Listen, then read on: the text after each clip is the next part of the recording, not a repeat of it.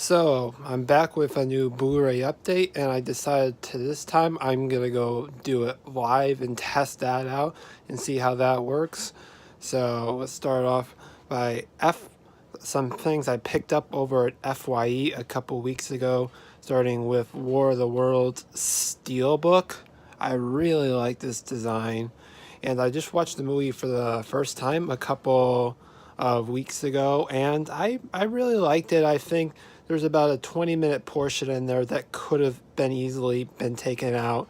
But otherwise, for the most part, it's a fairly engaging movie up until about the ending. And then three other Paul Feig directed comedies that I picked up at FYE. They were about $5 each, so I decided why not. And I still haven't seen The Heat, but I wanted to check that one out. And Bridesmaids. I've been meaning to rewatch this. I wasn't as crazy about it the first time around, but now that I've heard really great things, I want to give it another go. And it was $5, so why not? And Spy, another really fun action comedy. And Melissa McCarthy, I know she gets a lot of hate, but when she's working with Paul Feig, she's really funny. It's only when she works with her husband that her movies tend to be bad, I would say.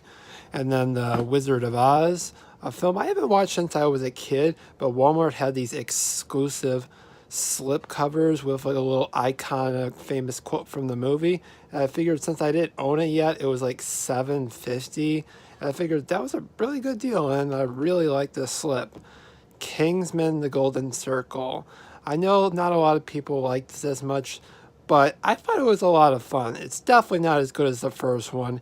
There's some choppy editing in there, and it's a little overlong, but it's a lot of fun, and it looks really good on Blu-ray. And Love, Simon, a really good coming of age movie from back in March. I was not expecting to like this one as much because I'm not a huge fan of the teen romance films and genre and as a whole. But this one really surprised me. It was very well written, and the lead actor, Nick Robinson, really, really impressed me. And yeah, it's definitely worth checking out. And some DreamWorks has a new wave of slipcovers, and I hadn't seen Shrek in many years. So I decided to give that another watch. So I decided to give them with Shrek 1 and 2 with the slipcovers. And these four right here are some of the few movies of DreamWorks movies that still hold up. A lot of their newer stuff just hasn't worked for me at all. But these earlier ones are really good, and I'm really looking forward to How to Drain Your Dragon 3 coming out next year. It was the trailer for the third one that inspired me to go pick those ones up. And then Iron Man, yeah, I know I didn't own this till now, but I did finally pick that up on Blu-ray. I can't wait to check that one out again. And The Nightmare on Elm Street collection, all 7 films on there. I know half of these range from some of them being really good to being kind of in the middle to being really bad, where they're just hilariously awful or just downright bad. So it's kind of neck and neck with the first one, and the third one, Dream Warriors, as being my favorite. I still think Dream Warriors maybe just has the slight advantage over the first one, but it's very close.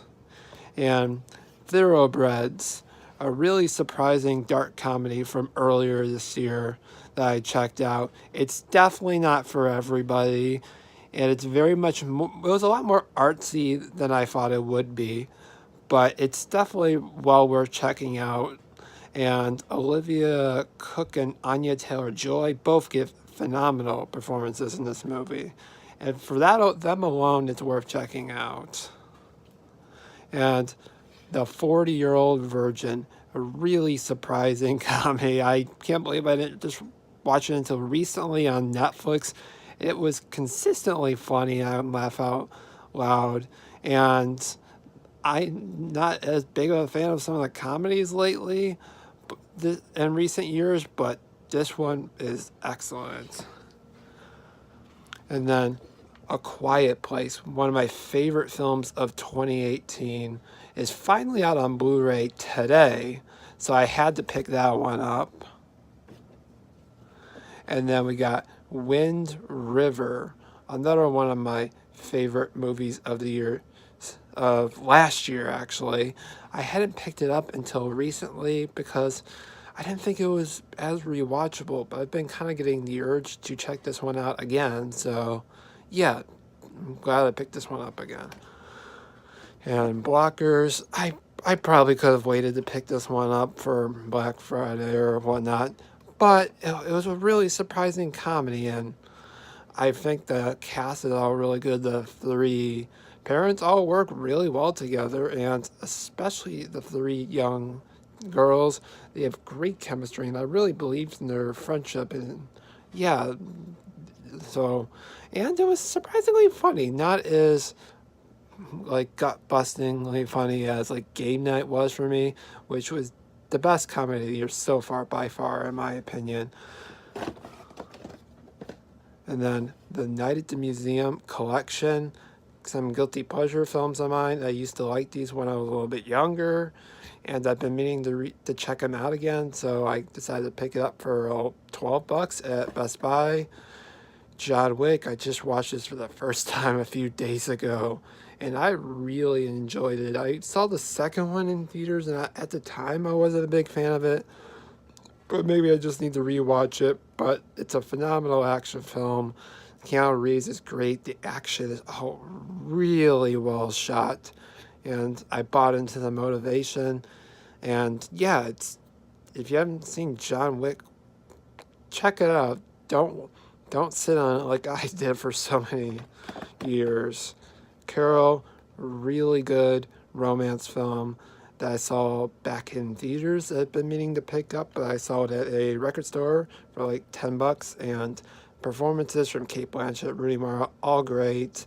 The production design in like the 1950s all just looks amazing. And yeah, definitely check that one out. Don John. And then the Before trilogy, Before Sunset, Before Sunrise, and Before Midnight, easily one of my favorite romance films. They're all three of them are 4.5 star out of 5 stars for me. They're just close to perfect. They're not for everybody because actually I think everybody should check them out. They're about 95% dialogue, but it's also really good dialogue, very engaging. The performances are excellent.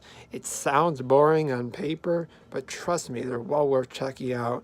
I got this at the Criterion sale over at Best Buy for $50. So yeah, if you haven't seen these, at least rent them. Or if you have seen them, it is over on sale over at Barnes & Noble's now for $50. So that's about as cheap as this collection goes for. So definitely pick that up. And that will conclude this Blu-ray update. So thanks again for watching.